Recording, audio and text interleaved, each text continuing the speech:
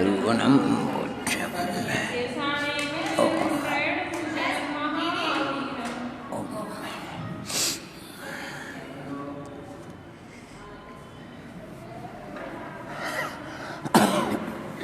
बोली पंच परमेश्वरी भगवंतों की जय, त्रिकालवर्ती नव देवताओं की जय, श्री विष्णुवादि ब्रह्म चतुर्वंशति जिनेन्द्र भगवंतों की जय, तीन कमनों करोड़ महामुनि राजों की जय, परम पूज्य स्वादाचार्य निमित्त सिद्धांत चक्रवर्ती जय, परम पूज्य स्वादाचार्य विद्यासागर जी महाराज की जय, बादशाह जन्मानी माता की जय, अहिंसा परमो। हाँ जी, ये घोमट सार इसका पूर्वार्ध जीवकांड, और जीवकांड में अभी अपन चल रहे हैं चतुर्थ गुणस्थान का वर्णन पूर्ण हुआ। चतुर्थ गुणस्थान के बाद आगे का गुणस्थान। अब अपन पंचम गुणस्थान के विषय में चिंतन मनन करेंगे आचार्य भगवंत के श्री चरणों में बैठ करके। पंचम गुणस्थान का स्वरूप पच्चखाणु दया दो, संयम भावो न हो नवरिंतु, थोवदो होदि तदो, देश बदो होदि पंचमो। बोलिए।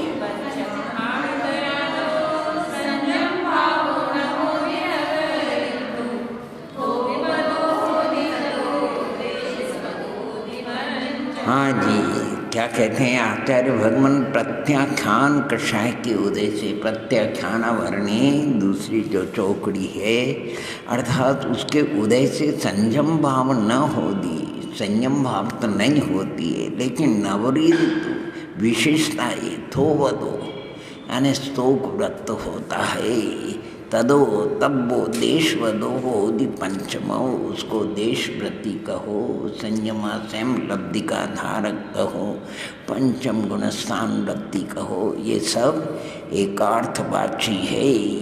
प्रत्याख्यान कषाय के उदय से संयम भाव तो नहीं होता है नवरी, लेकिन विशेषता ये है, अर्थात अस्थो एक अव्यय पदेश में लिया तो यानी स्तोक व्रत भवती होता, तथा इसलिए उसको देशव्रति, पंचम गुणस्थान व्रति, देशव्रति, संयमा संयम लब्धि का धारक कहते हैं उसको।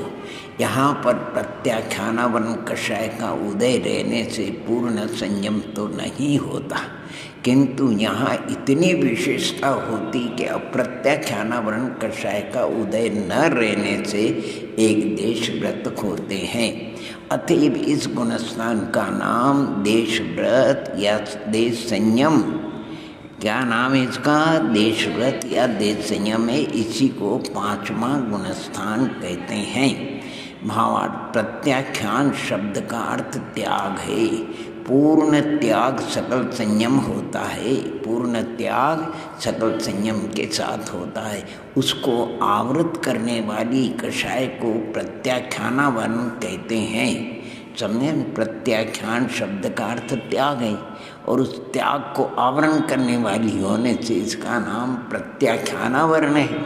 नाम के एक देश का आचरण करने पर पूरे नाम का बोध हो जाता है। इसी न्याय से यहाँ गाथा में प्रत्याख्यान शब्द का प्रयोग प्रत्याख्यानावरण के लिए लिया गया है। प्रत्याख्यान से क्या समझना, प्रत्याख्यानावरण यह हेतु वाक्य है। इससे एक देश संयम और चारित्र की अपेक्षा यहाँ पाया जाने वाला क्षाप समिक भाव, ये दो बातें सूचित हो जाती। एक देश संयम और ये क्षाप समिक 18 भावों में संयम, देश संयम, संयमा संयम, क्षाप समिक भाव है। इसलिए चुटकों की तृतीय कषाय के उदय का मुख्यतया उल्लेख नीचे की अनंतान बंदी और अप्रत्याख्यानावरण चतुष्क 8 कषायों के उदय के अभाव को व्यक्त, क्योंकि तीसरी कषाय का उदय है। इसका अर्थ ये हुआ कि यहाँ पर अनंतानुबंधी और अप्रत्याख्यानावरण का उदय नहीं है। तीसरी कक्षाएँ का उदय। कितना सुंदर बात करते हैं, क्योंकि तृतीय कक्षाएँ के उदय का मुख्यतया उल्लेख नीचे की अनंतानुबंधी और अप्रत्याख्यान चतुष्क इन 8 कक्षायों के उदय के अभाव को व्यक्त करता है। औदैक भाव यानी 5 भावों में से, औदैक भाव 5 भावों में से चारित्र की अपेक्षा यहाँ पर केवल क्षाव सम्यक भाव ही है। कौन सा? चारित्र। यानी औदैक ये लिखा है, औदैक आदि 5 भाव यानी औपशमिक आदि 5 भाव। औदैक आदि 5 भी लो, औदैक को आदि करके लिया इन्होंने। अपन जो पाठ पढ़ते हैं तो औपशमिक आदि 5 भाव, ठीक है नहीं? तो कहीं कहीं क्षाई का आदि 5 भाव, यानी यहाँ हिंदीकार ने औदैक आदि 5 भाव में से चारित्र की अपेक्षा यहाँ पर केवल कौन सा है? क्षाव सम्यक भाव। जो 18 भाव है उनमें से संयम भाव को क्षाव सम्यक कहा। किंतु सम्यक्त्व की अपेक्षा यहाँ औपशमिक, क्षायिक, क्षाव सम्यक तीनों में से कोई भी एक रह सकता है। एक जीव को औपशमिक सम्यक्त्व के साथ में भी संयम भाव होता है और क्षाव सम्यक सम्यक्त्व के साथ में भी होता है, और क्षायिक के साथ में औपशमिक का काल तो अंतर्मूर्त है। बाकी क्षाव सम्यक का अंतर्मूर्त भी है और अधिक भी है, और क्षायिक का तो शाश्वत है जिसको कहना चाहिए। तो सम्यक्त्व की अपेक्षा यहाँ तीनों भाव है। सम्यक्त्व की अपेक्षा किसी जीव को औपशमिक सम्यक्त्व, किसी जीव को क्षाव सम्यक सम्यक्त्व और किसी जीव को क्षाय। लेकिन चारित्र बोनी की अपेक्षा यहाँ पर क्षाव सम्यक भाव है। और अगर ज्ञानावरणादि कर्म की अपेक्षा देखो तो यहाँ क्षाव सम्यक भाव है। महति ज्ञान है वो भी क्षाव सम्यक है, शुद्ध ज्ञान है वो भी क्षाव सम्यक, किसी को अवधि ज्ञान होगा तो वो भी क्षाव सम्यक भाव है।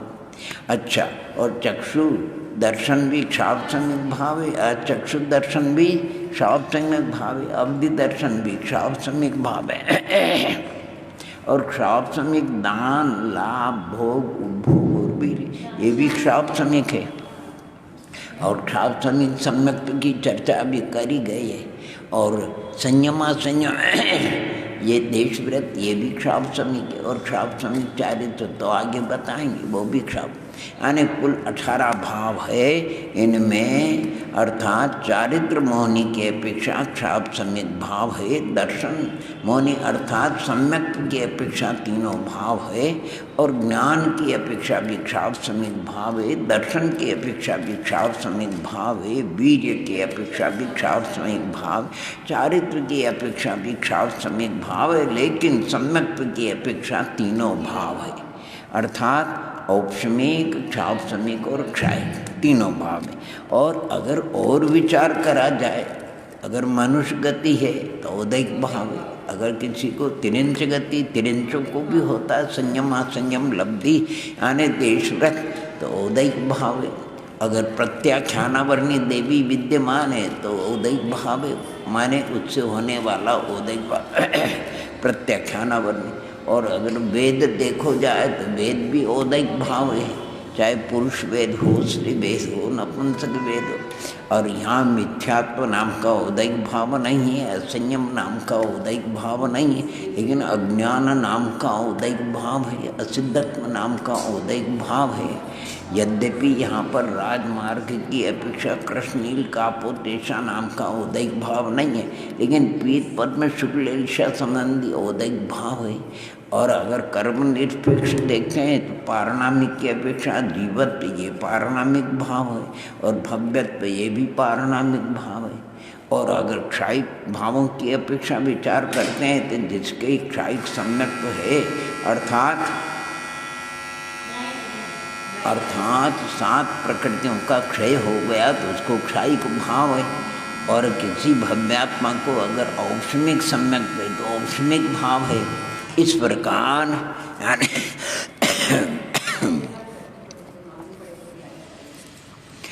यानी सभी भावों का विचार सामान्य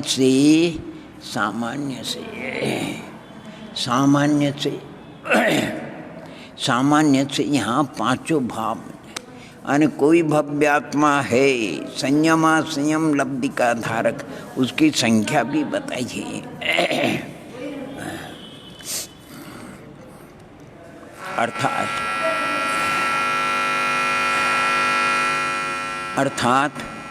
अर्थात यानी विभिन्न अपेक्षाओं से विचार अपन करते हैं, पांचों भावों का विचार करते हैं। तो किसी भाव को औपशमिक सम्यक्त्व की अपेक्षा औपशमिक भाव, क्षायिक सम्यक्त्व की अपेक्षा क्षायिक भाव,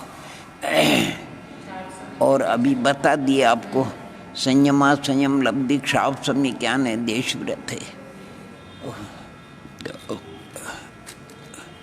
बंद हो गया भैया, लाइट गई क्या थे?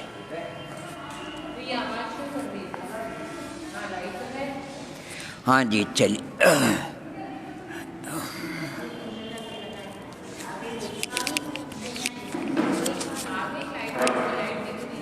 ओम नमः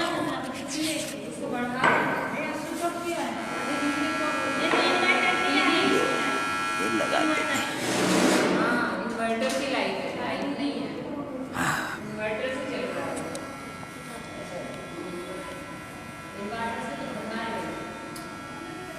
हाँ जी, तो औदैकादि 5 भावों में से चारित्र की अपेक्षा यहाँ पर केवल क्षाव सम्यक भाव ही है, किंतु सम्यक्त्व की अपेक्षा औपशमिक क्षायिक क्षाव सम्यक इन तीनों में से कोई भी एक भाव रह सकता, किंतु बिना सम्यक्त्व के ये गुणस्थान नहीं हो सकता।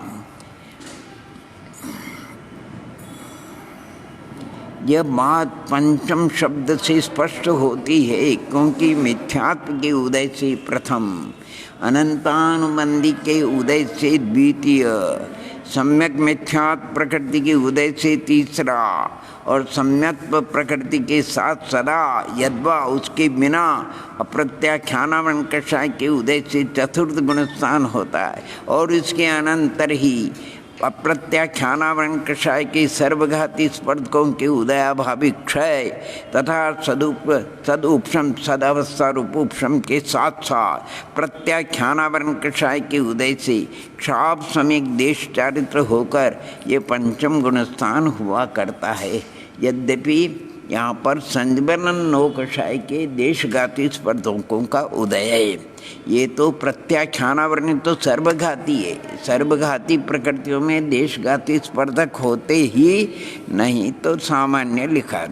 कदाचित ये शंका हो सकती है कि बिना सम्यक दर्शन के भी देश संयमी देखे जाते हैं। ओहो, अतएव इस गुणस्थान के लिए सम्यक दर्शन की आवश्यकता नहीं है, परंतु ऐसा नहीं है।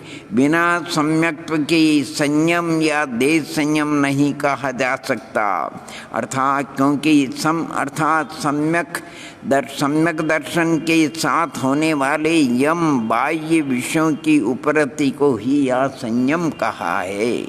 बिना सम्यक दर्शन के होने वाला मंद कषाय में होगा तो उसको 5 पापों से एक देश या पूर्ण रूप से विरत कह सकते, लेकिन संयम नाम नहीं आएगा।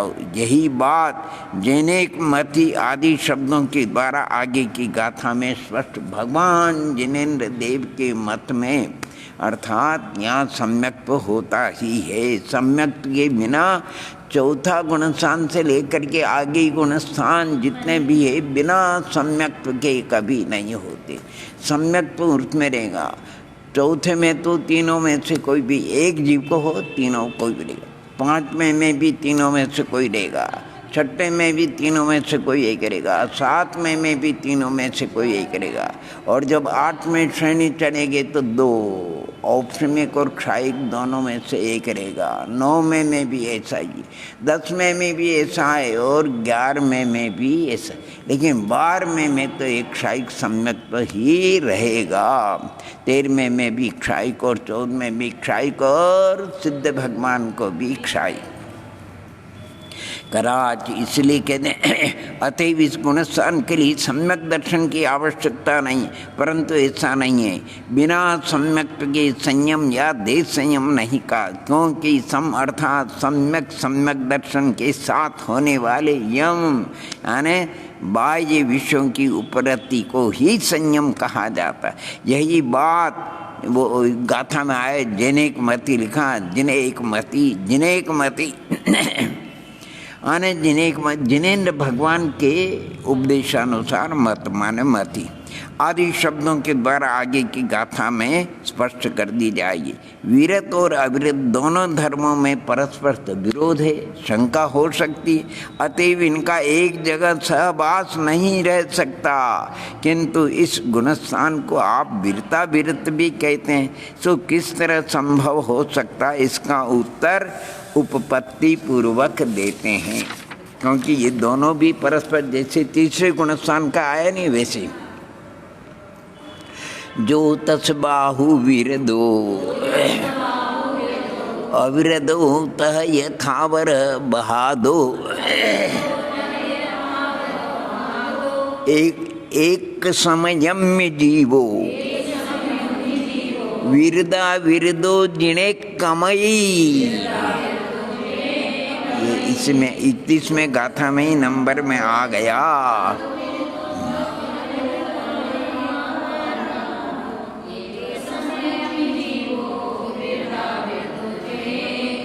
भगवान जिनेन्द्र सर्वज्ञ परमात्मा, उनके मत में, उनके उपदेश में जो त्रस हिंसा से तो विरत है, जो तसबाऊ त्रस की बाधा से तो विरत है, त्रस को बाधा नहीं पहुंचाता है, और अविरदो तह यथावर बहादो, अभी स्थावर जीवों की उसके द्वारा बाधा पहुँचे स्थावर जीवों को, उसकी अपेक्षा वो अविरत है, अभी उसको व्रत नहीं है। त्रस हिंसा को, त्रसों को बाधा नहीं पहुंचाता, परंतु स्थावर जीवों को बाधा पहुंचती है, इसलिए त्रस की अपेक्षा विरत, त्रस हिंसा के विरत, लेकिन स्थावर हिंसा से अभी विरत नहीं है। एक समय में जी, इस प्रकार विरदा विरत, कथनचित विरत कथनचित अविरत, ऐसा जिनेन्द्र भगवान जिणे कमई, जिनेन्द्र भगवान ने कहा है। जो जीव जिनेन्द्र देव में अद्वितीय श्रद्धा को रखता हुआ, मति लिखा ने जिनेक मई, जिनेन्द्र देव में अद्वितीय श्रद्धा को रखता हुआ त्रस की हिंसा से विरत और उसी समय में स्थावर की हिंसा से अविरत होता है, उस जीव को वीरता विरत कहते हैं। यहाँ पर जिन शब्द उपलक्षण है, इसलिए जिन शब्द से जिनेन्द्र देव, उनका उपदेश आगम, जिन धर्म तथा उसके अनुसार चलने वाले गुरुओं का भी ग्रहण करना चाहिए। जिन शब्द उपलक्षण है, इसलिए जिन शब्द से जिनेन्द्र देव, उनका उपदेश आगम, और जिन धर्म तथा उसके अनुसार चलने वाले गुरुओं का भी ग्रहण कर लेना, अर्थात जिन देव, जिन आगम, जिन धर्म और जिन गुरुओं का श्रद्धान करने वाला जो जीव एक ही समय में त्रस हिंसा की अपेक्षा विरत और स्थावर हिंसा की अपेक्षा अविरत होता है, उसको एक ही समय में वीरता विरत कहते हैं। अर्थात विरत और अविरत दोनों ही धर्म भिन्न भिन्न कारणों की अपेक्षा से है, अतएव उनका सहावस्थान विरोध नहीं है, यानी एक अपेक्षा नहीं है। जैसे कोई पुत्र है, पिता की अपेक्षा पुत्र है, लेकिन अपने पुत्र की अपेक्षा वो पिता है, ये विवक्षा बदल गई। इसी प्रकार इस पंचम गुण स्थान रति संयमा संयम लब्धि के धारी को, अर्थात वीरता विरत को, यानी विरत है, त्रस हिंसा को बाधा नहीं पहुंचाता, इसलिए उस अपेक्षा विरत है। लेकिन अभी स्थावर हिंसा से विरत नहीं हुआ, अभी उसके द्वारा स्थावर जीवों को बाधा पहुंचती है, इसलिए अपेक्षा बदल गई। त्रस की अपेक्षा विरत और स्थावर की अपेक्षा अविरत, अलग अलग। जैसे ये अंगुली छोटी है, इस मध्यमा की अपेक्षा बड़ी है, कनिष्ठा की अपेक्षा, विवक्षा बदल गई। एक ही विवक्षा, एक अपेक्षा नहीं। इसी प्रकार उत्पाद व्यय ध्रुवीय देखते, नवीन पर्याय की अपेक्षा उत्पाद कहलाता है, पूर्व पर्याय की व्यय की अपेक्षा व्यय कहलाता है। अपेक्षा बदलनी पड़ेगी हो, एक ही अपेक्षा नहीं है। अपेक्षा को ध्यान में आत्मा शुद्ध भी है और अशुद्ध भी है। अरे किस अपेक्षा, अर्थात शुद्ध द्रव्यार्थिक नय की अपेक्षा से शुद्ध है, लेकिन पर्यार्थिक नय की अपेक्षा शुद्ध नहीं है, अशुद्ध है। तो विवक्षा बदल गई। एक ही साथ में विवेक करो नहीं। अभी देखो पंच भाव के चले कि कथनचित किसी अपेक्षा औपशमिक भाव का धारक है, किसी अपेक्षा क्षायिक भाव को धारण करता है, किसी अपेक्षा क्षावस्विक भाव, किसी अपेक्षा औदैहिक भाव को, और किसी अपेक्षा अर्थात पारणामिक भाव को। इसलिए अपेक्षा में बराबर देख लेना।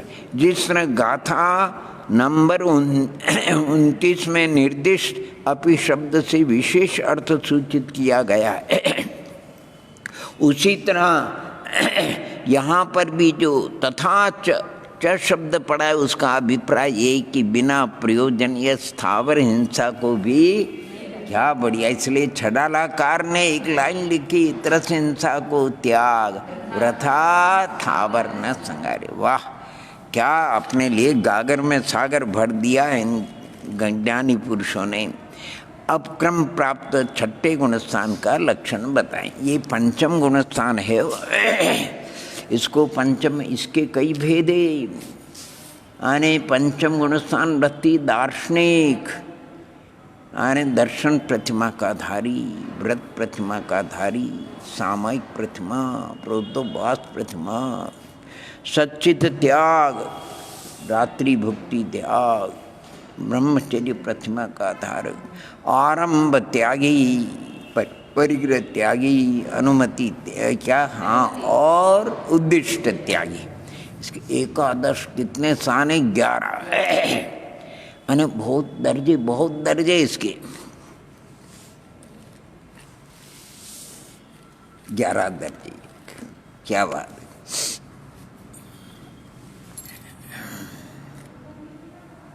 इसीलिए जो अब छठे गुणस्थान का स्वरूप चलेगा, उसके पहले लौकिक शिक्षा का जो चिंतन है आप सबको मालूम है, लेकिन उसका चिंतन करते हैं, क्योंकि यहाँ 11 प्रतिमा की बात है।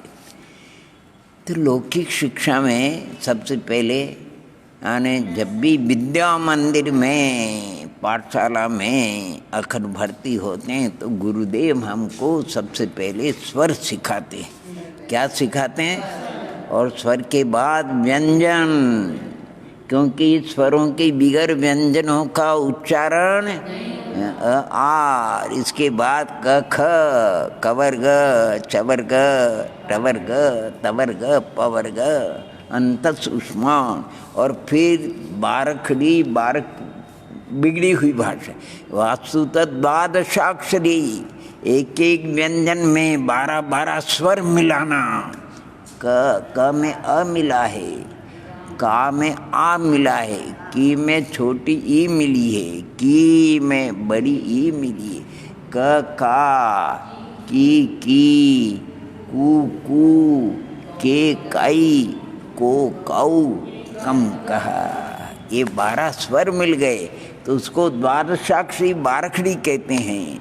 अब इसकी जितनी पात्रता हो जाती है, स्वर व्यंजन और द्वादशाक्षरी, जिसने यानी इतनी पात्रता हो गई जिसने सीख लिया, अब उसको पहली कक्षा में आ गया।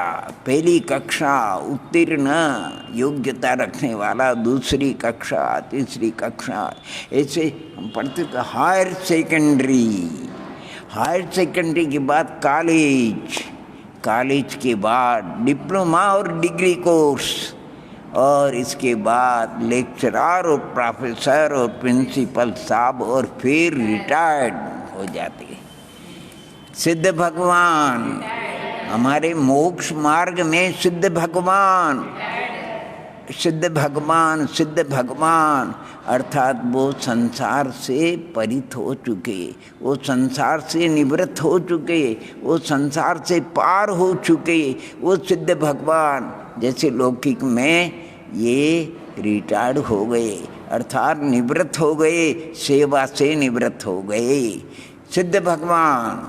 लेकिन उसके पहले 14वां गुणस्थान वो प्रिंसिपल साहब है। कौन है? प्रिंसिपल साहब है। उसके पहले 13वां गुणस्थान है, उसमें लेक्चरर और प्रोफेसर तीर्थंकर, वो प्रोफेसर है और बाकी दूसरे वो लेक्चरर है।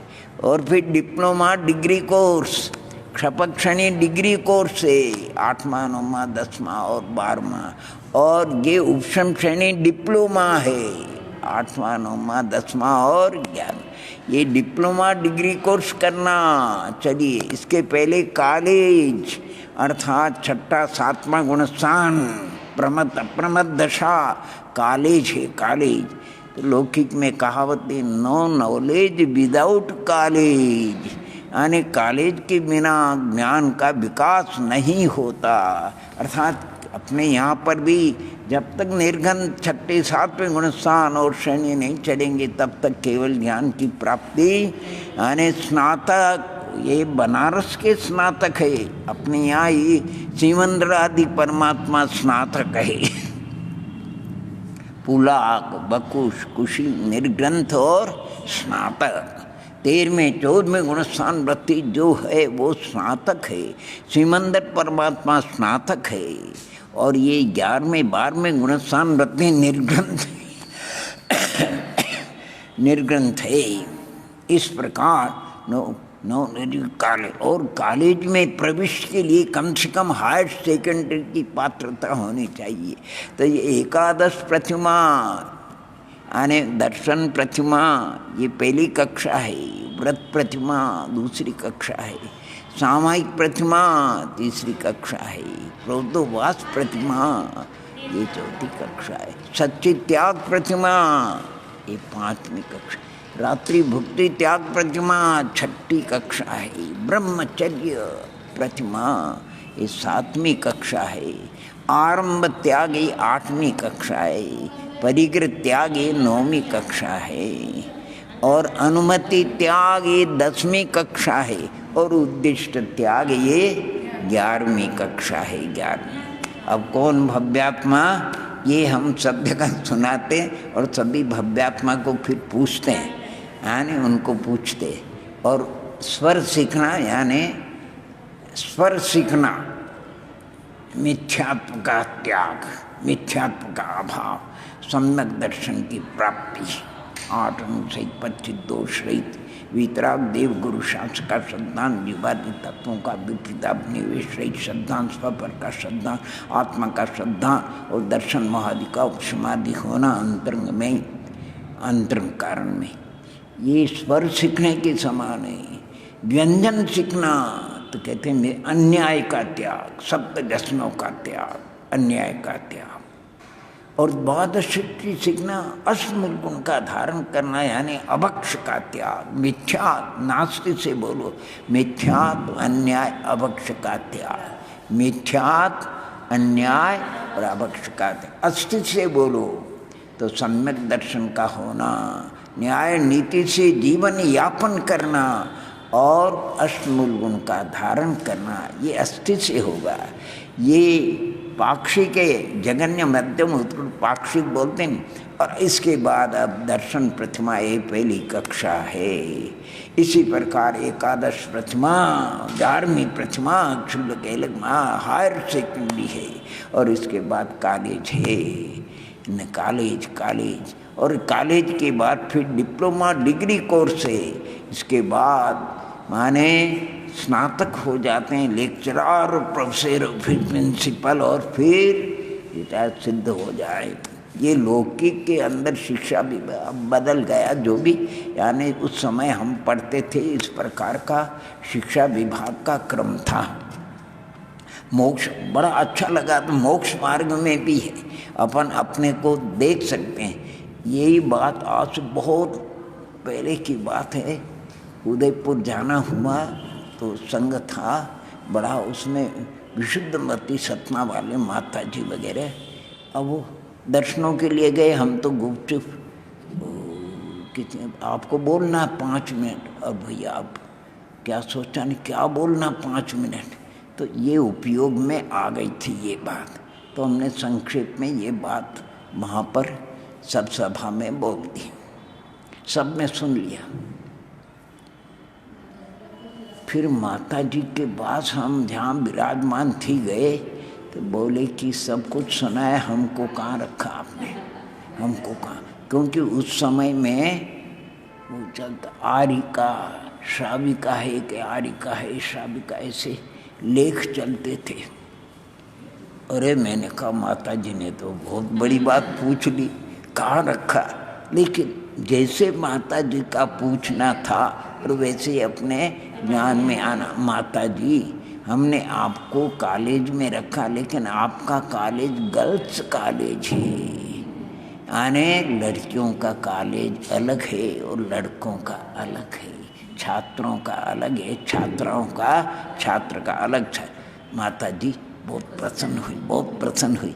यानी उनको कहा कि ये बहुत से लोग इनको गुणस्थान पंचम है, संयमा संयम लब्धि के धारी, क्योंकि उनके वस्त्र का परित्याग नहीं हो सकता है, इसलिए संयम लब्धि तो उनके जीवन में आ नहीं सकती। लेकिन बहुत से लोग, एक हमारे कोई क्षुल्लक जी थे, उनके दिमाग में बस वो कुंद कुंद आचार्य अष्टपौर की गाथा है, 3 लिंग पूजनीय है। तो पहला लिंग जिन लिंग, और उसमें गाथा में शब्द पड़ा है, गाथा में तो कोई शब्द कहाँ होता, कोई कहाँ होता है। दूसरा लिंग पुरुष के अंदर यानी मनुष्यों का निर्गंथ लिंग, दूसरा क्षुल्लक एलक का लिंग, और तीसरा आरिकाओं का लिंग। तो बस वो आरिका हमसे छोटी है, हम आरिका को नहीं नमस्कार करेंगे। आज भी है वो आरिका को नमस्कार नहीं करते। मैंने कहा आप लंगोटी है कि ये वस्त्र है, आप तो अभी क्षुल्लक और एलक भी हो जाओगे तो भी आपके संयमा संयम लब्धि के स्थान आरिका से कम रहेगा, क्योंकि आरिका उन्होंने श्री परिया में जितना उनका त्याग का था उन्होंने त्याग कर दिया। आपका नंबर 3 है, अर्थात 1 दिन की आरिका दीक्षित और 50 वर्ष का एलक। आरिका को प्रणाम नमन करना पड़ेगा। और 50 वर्ष की आरिका, 100 वर्ष के आरिका और 1 दिन का दिगंबर मुनि, वो वंदनीय हो जाता है माता जी से। यानी अलग अलग जीव होते हैं बहुत से। माता जी को बहुत अच्छा लगा, वो बोले बढ़िया है आपने कॉलेज में रखा है। और होता ही उनके महाव्रतों का संस्कार होता है, वो प्रतिक्रमण भी करते हैं। तो वो महाव्रत श्रावक प्रतिक्रमण नहीं करते हैं आरिका वो मुनिराज जो प्रतिक्रमण करते वही प्रतिक्रमण करते हैं। तो इसलिए ये इसलिए दिया जाता है दृष्टांत। इससे क्या होता है कि अपन इससे अब दृष्टांत, सिद्ध भगवान तो रिटायर हो गए, अच्छा 14वां गुणस्थान का इतना काल है, और वो प्रिंसिपल है, सबसे बड़े होते हैं कॉलेज में, यानी प्रोफेसर के ऊपर भी होते हैं, उनको प्रिंसिपल कहते हैं। अच्छा, और लेक्चरर प्रोफेसर होते हैं, जो तीर्थंकर सीमन रादी हैं वो हमारे प्रोफेसर है, और जो साथी शेख केवली वगैरह वो लेक्चरर हैं। अच्छा, क्षपक श्रेणी बिल्कुल बराबर डिग्री कोर्स है, और ये उपशम श्रेणी डिप्लोमा है। अच्छा, और 6ठा 7वां गुणस्थान है, कॉलेज बराबर है, बिना 6ठा 7वां निर्गंथ के कभी श्रेणी चढ़ करके केवल की प्राप्त। और ये एकादश प्रतिमा, ये क्या है, ये हायर सेकेंडरी है। अब किसी से पूछे वहाँ सभा में जितने भी, कोई डॉक्टर है, कोई वकील है, कोई सेठिया, कोई भी है, हम पूछे बोलो भैया जी आप कौन सी कक्षा में? हमारे तो कोई कक्षा ही नहीं है। मैंने कहा आप तो डॉक्टर हैं, आप तो वकील हैं, और आपकी कक्षा ही नहीं कोई। कक्षा कब होती? जब प्रतिमा होती तब जा कर के। तो बोले हम तो अभी स्वर व्यंजन सीख रहे हैं। क्या कर रहे हैं? तो अधिकतर जितने सभा के लोग हैं, कोई वृत्ति वगैरह छोड़ दो, कहते हैं हम तो स्वर व्यंजन अभी द्वादशाक्षरी सीख रहे। अपने यहाँ तो चरणान योग की पद्धति देखो, करणान योग अलग होता है और चरणान योग करणान योग की अपेक्षा तो जिसके 2 चौकड़ी का अभाव होता है, पंचम गुणस्थान उसी को होता है, यानी अनंतानुबंधी और अप्रत्याख्यानावरण का अभाव हो जाना चाहिए। तभी पंडित प्रबट टोडरमल जी ने इतना सुंदर वर्णन किया। देखो वो क्या कहते हैं, अणुव्रत और महाव्रत, कहीं कहीं पर अणुव्रतों को वगैरह उन्होंने पंचम गुणस्थान, वो भी विवक्षा समझ लेना। अणुव्रत और महाव्रत, अणुव्रत प्रथम गुणस्थान में भी होते हैं, महाव्रत प्रथम गुणस्थान में भी होते हैं, लेकिन संयमा संयम लब्धि और संयम लब्धि, संयमा संयम लब्धि पंचम में ही होती है, संयम लब्धि तो छठे से। अणुव्रत और महाव्रत और संयमा संयम और संयम में अंतर है कि नहीं? देखो क्या बताते हैं आचार्य भगवान, हिंसा नस्ते ब्रह्म परिग्रहभ्युर्वृत्तिर्व्रतम, हिंसादि 5 पापों से विरत होने का नाम व्रत है। एक देश सर्वतोन महति, अगर एक देश विरत है तो अणुव्रत है, और पूर्ण विरत है तो देखो प्रथम गुणस्थान में महाव्रत होते हैं, हिंसादि 5 पाप से पूर्ण विरत होते हैं, 28 मूल गुण के धारी होते हैं, 9 में ग्रेवेक तक जाते हैं। कहाँ जाते हैं? लेकिन प्रथम गुणस्थान प्रथम है, संयमा संयम लब्धि नहीं है, संयम लब्धि नहीं है, क्योंकि अभी सम्यक्त्व भी नहीं है। तो प्रत्येक भव्यात्मा को अपना विचार करना चाहिए।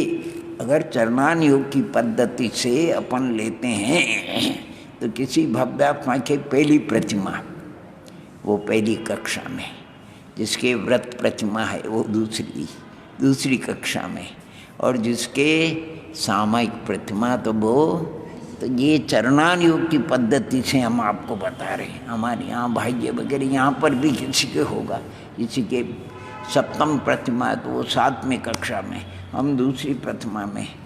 एक बार तो ऐसा हो गया, टड़ाक की बात है, टड़ाकी इसरी में आचार्य भगवंत का हार हुआ था। वो कोई चैना बाई, वो गजरावती, उनके यहाँ द्वारापेक्षण करते थे और हार हो गया। आनंद आ गया इसमें। तो हमने प्रथम प्रतिमा के संकल्प कर लिया था।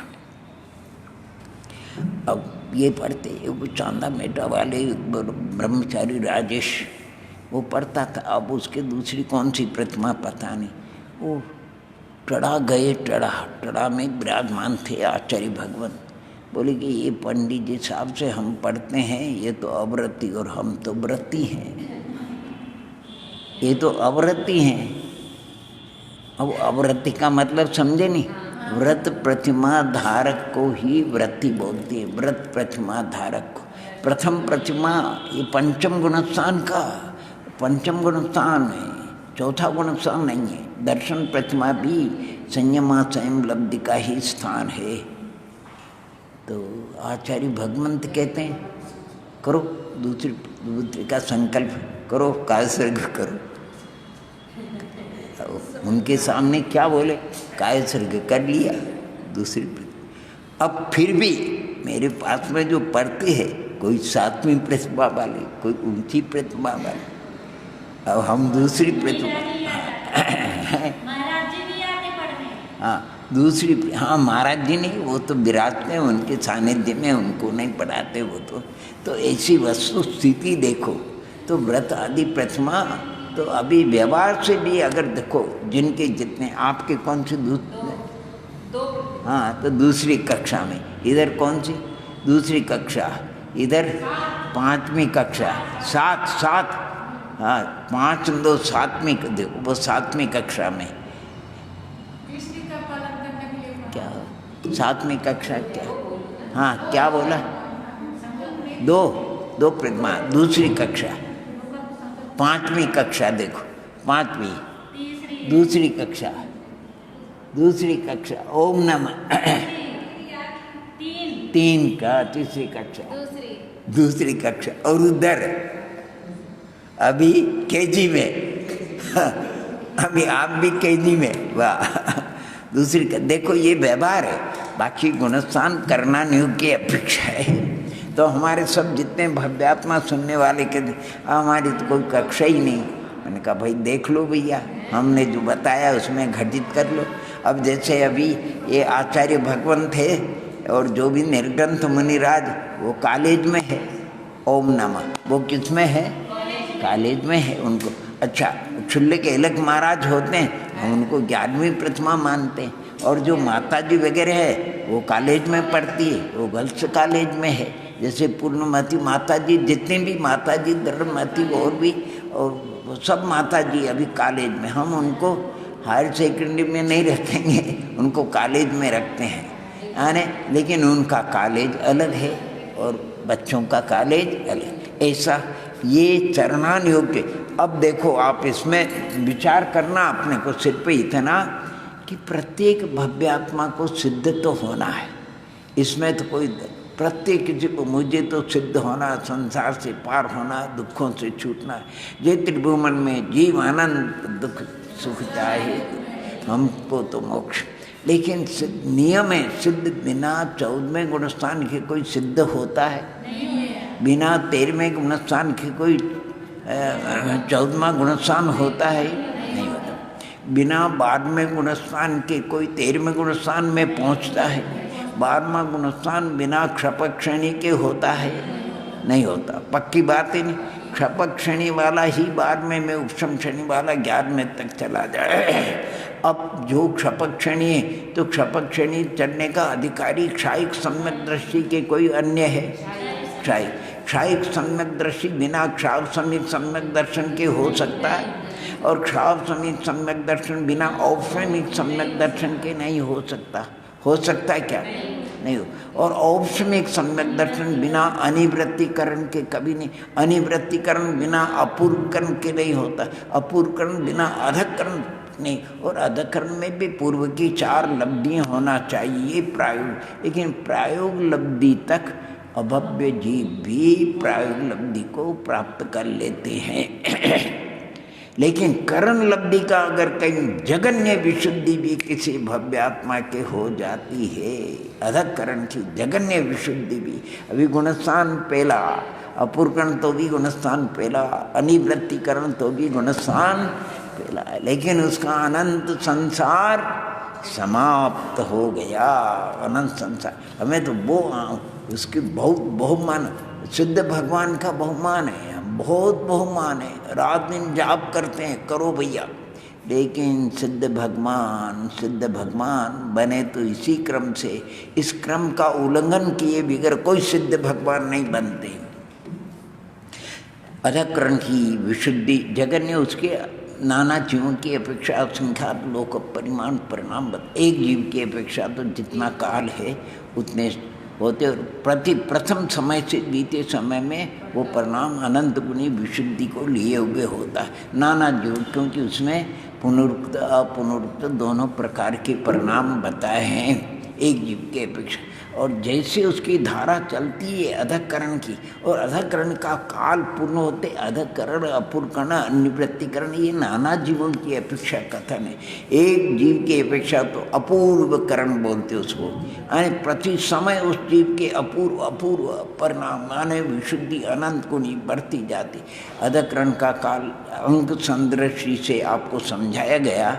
अधकरण का कल्पना करो 16 समय, अपूर्वकरण का 16 समय नहीं है, असंख्यात समय है वो भगवान, लेकिन समझाने के लिए अपूर्वकरण का काल उससे कम होने से उन्होंने 8 समय दिया, अनिवृत्तिकरण का काल और कम होने से 4 समय दिए, और तीनों का मिलाएं तो 16 न 8 और 4 कितने हुए? 28।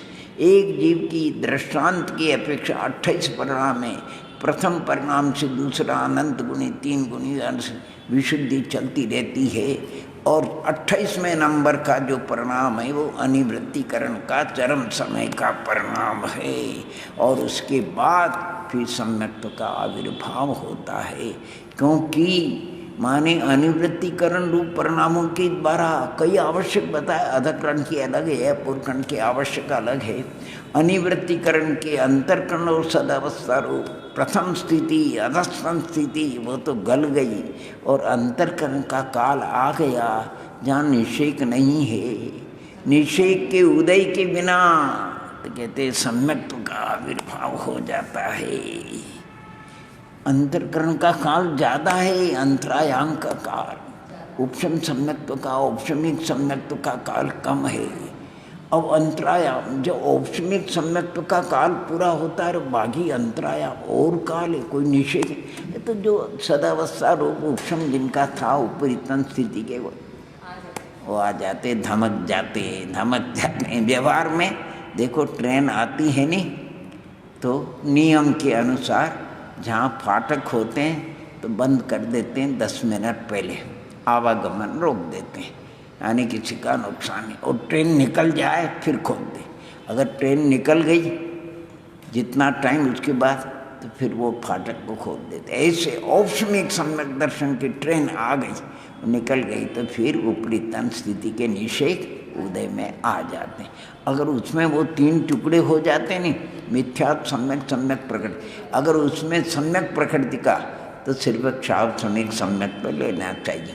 यानी नुकसान तो हुआ, लेकिन 5% नुकसान हुआ, और मिथ्यात्व का उदय आ जाएगा तो पहला चला जाएगा। सम्यक का तीसरा अनंतानुबंधी देवी की निद्रा खुल गई, वो तो यानी ये समाप्त औपशमिक सम्यक्त्व का काल समाप्त हो गया पूरा।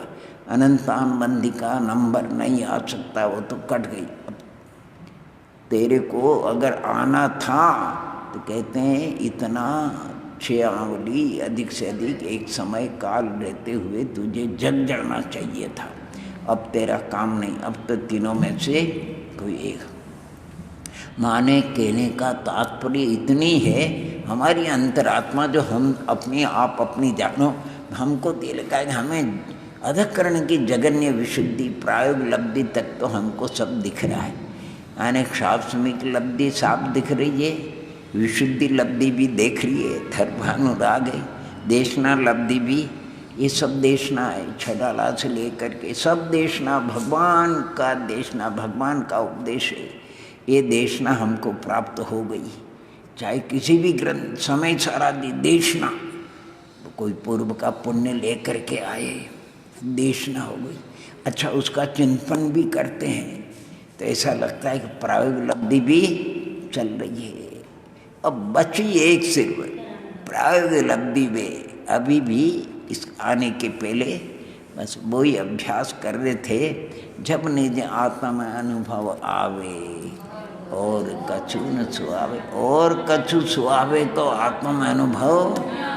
उसमें भागचंद जी के एक छोटा एक बड़ा भजन, छोटे भजन में लिखा है, जब निज आत्म अनुभव आवे और कछु न सुहावे, तो लिखा रस नीरस हो जावे तत्क्षण, रस पंचेंद्रियों के रस नीरस हो जावे, अक्ष विषय नहीं भावे, अक्ष विषय नहीं भावे, जब निज आत्म अनुभव आवे।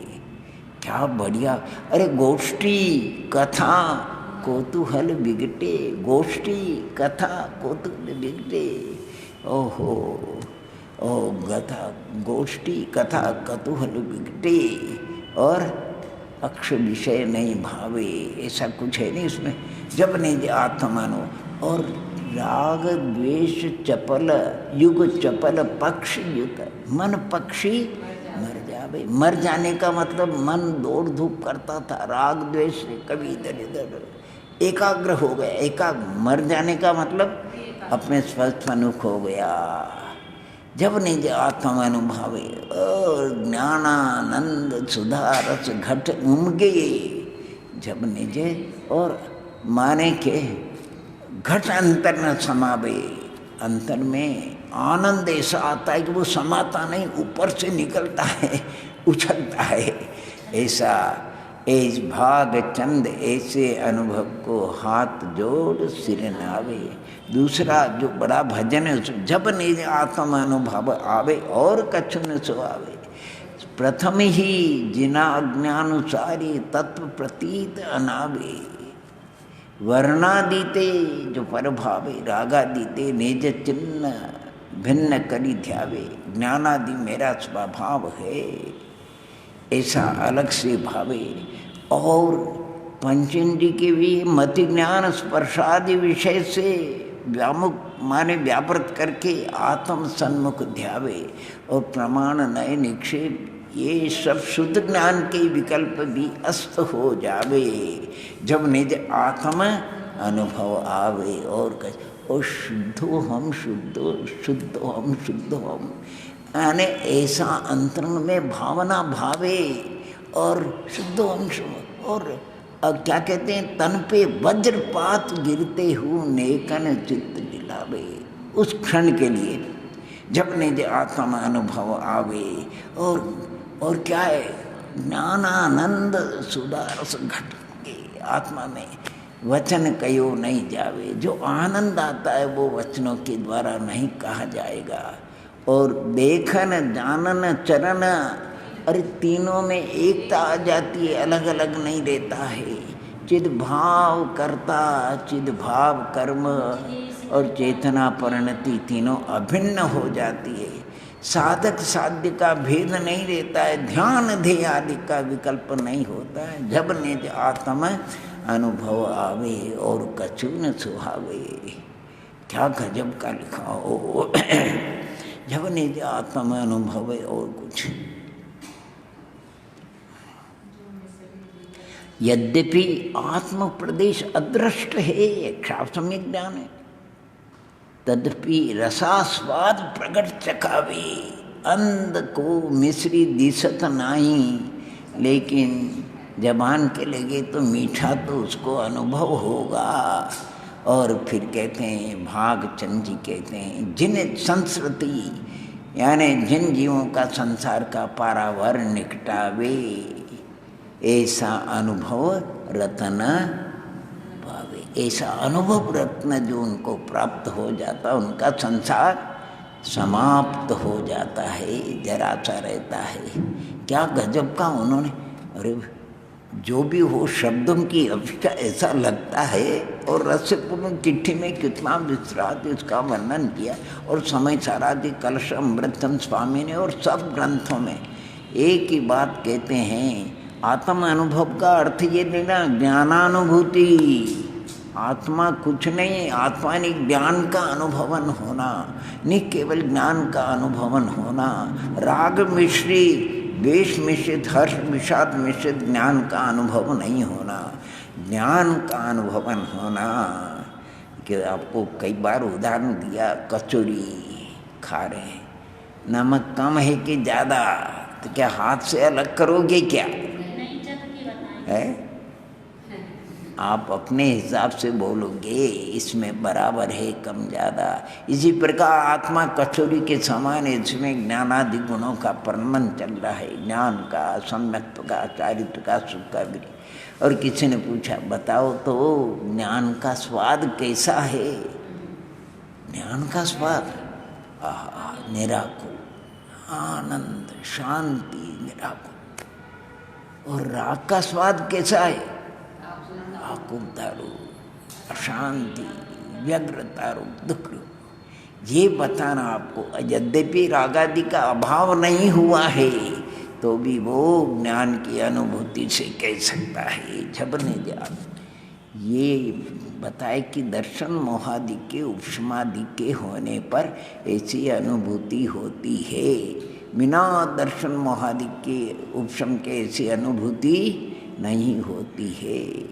इसका मतलब कि कर्ण लब्धि के होने पर जो औपशमिक सम्यक दर्शन होता है, एक बार भी वो झलक अपने आ जाए और कुछ नहीं, अपने को तो जगने कर्ण लब्धि का जगन्य जी हो जाए, क्योंकि वो नियम से फिर औपशमिक सम्यक दर्शन को प्राप्त होगा।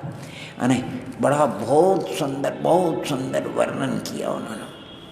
अरे उसमें लिखा ज्ञानानंद, आनंद आता है, वचन के द्वारा वो कहने में नहीं आता है। क्या कहोगे? जो आह्लाद रूप परिणति है, वचन से क्या प्रकट करोगे आप? अरे सामान्य को भी नहीं कर सकते तो विशेष को कैसे करेंगे? नहीं कर सकते। इसलिए जो करना है सो कर लो, ओम नमः, और आगे फिर करेंगे ओम नमः ओम नमः ओम नमः। अब छठा